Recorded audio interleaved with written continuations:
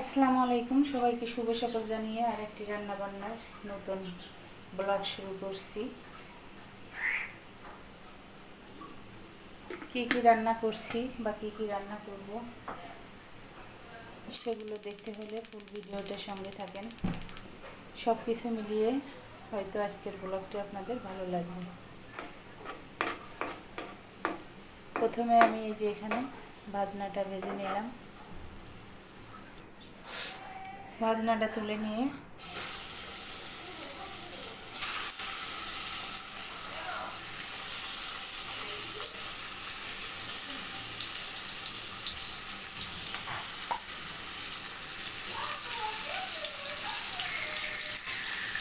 মাছটা ভেজে নেব। এখানে চিচিঙ্গা ভাজি বসিয়েছি। যেহেতু সকালবেলার ব্লগ বুঝতেই পারছেন, অনেক তাড়াহুড়া আর ব্যস্ততার ব্লগ।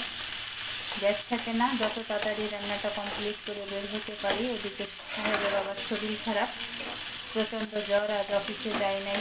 আর অফিস তো লোক বাসায় থাকা মানে কিন্তু বুঝতেই পারছেন।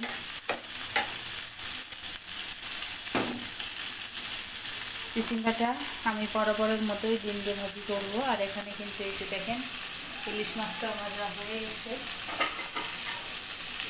তুলে নিব। যেহেতু ইলিশ মাছ খুব বেশি ভাজবো না, জাস্ট এপাশ ওপাশ করে হালকা ভেজে নিলাম।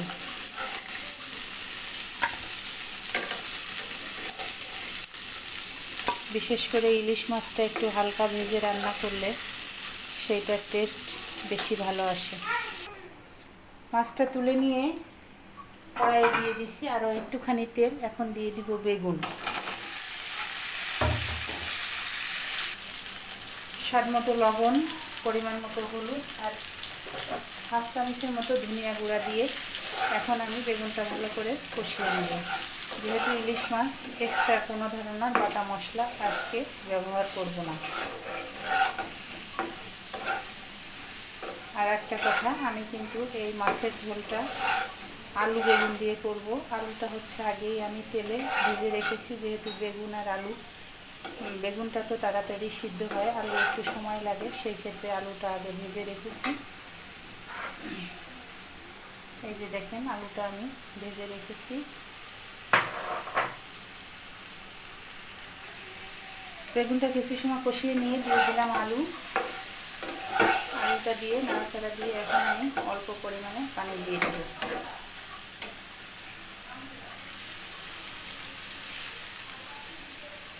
একদমই অল্প পরিমাণ পানি দিয়ে দিলাম।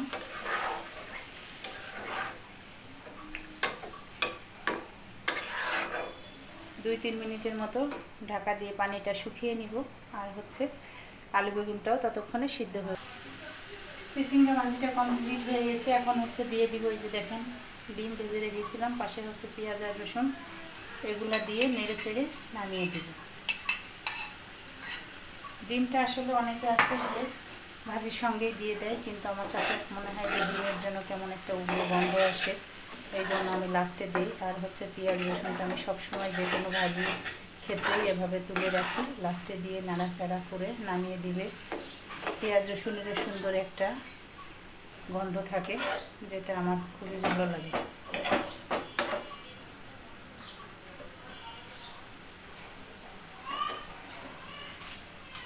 ওদিকে ভাজিটা কমপ্লিট হতে হতে কিন্তু আমার আলু বেগুনের পানিটাও শুকিয়ে গেছে আর পুরোপুরি সিদ্ধও হয়ে গেছে। এখন হচ্ছে আমি ঝোলের জন্য পরিমাণ মতো পানি দিয়ে দিব।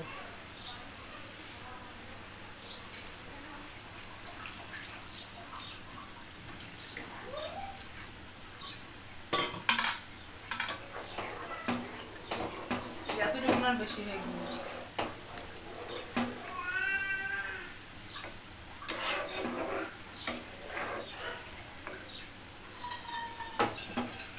বলক উঠলে মাছটা দিয়ে দিব। এরপরে যে ভাজনাটা ভেজে রেখেছিলাম বেটে দিয়ে তরকারিটা কমপ্লিট করে নিব।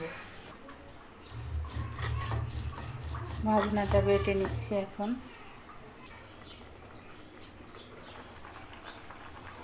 তরকারিটা পুরোপুরি বলক উঠে গেছে, এখন ভেজে রাখা মাছগুলি দিয়ে দিলাম।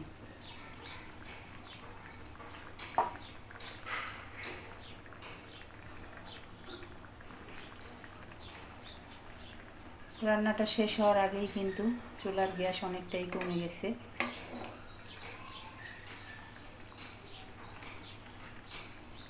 যাক, আমারও রান্না শেষের দিকে।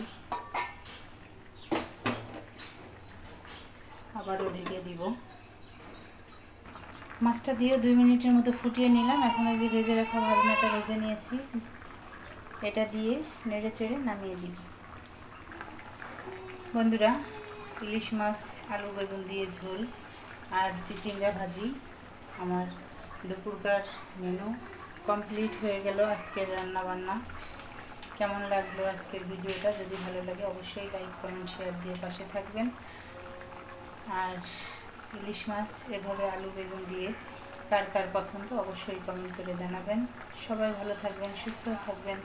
আল্লাহ হাফেজ।